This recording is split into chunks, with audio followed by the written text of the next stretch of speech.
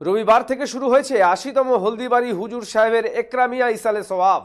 রবি ও সোম এই দুদিন অনুষ্ঠিত হবে ইসালে সওয়াব, যা হুজুর সাহেবের মেলা নামে পরিচিত। আজই তার শেষ দিন।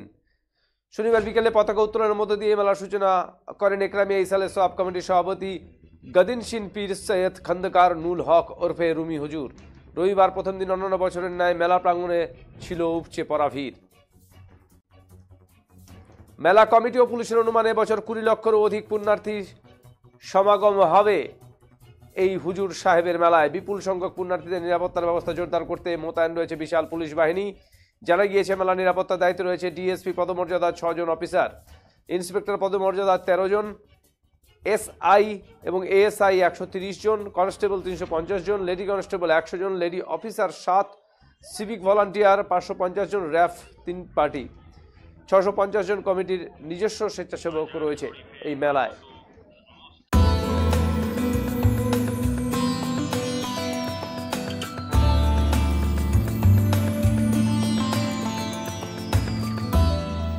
চিত্তরঞ্জন মোবাইল ধামাকা অফার। প্রতিটি মোবাইল ফোন কেনাকাটায় থাকছে নিশ্চিত উপহার, আপ টু 80% ডিসকাউন্ট এবং এক্সচেঞ্জ অফার। যে কোনো পুরনো মোবাইলের পরিবর্তে নিয়ে যান নতুন মোবাইল।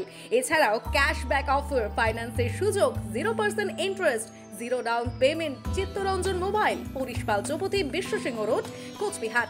মোবাইল 9064027735। পিক পকেটিং ও ইপটিজিং রুখতে সাদা পোশাকের প্রচুর পুলিশ মোতায়েন রয়েছে। মেলা চত্বরে রয়েছে 5টি ওয়াচ টাওয়ার। নজরদারি চালাতে লাগানো হয়েছে উচ্চ ক্ষমতা সম্পন্ন 32টি সিসিটিভি ক্যামেরা। ড্রোন ক্যামেরার সাহায্যে নজরদারি চালানো হচ্ছে।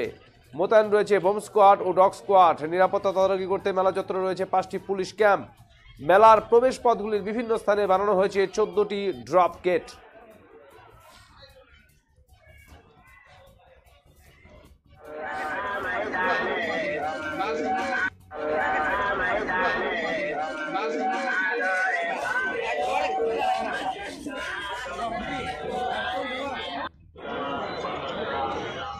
Uma coisa.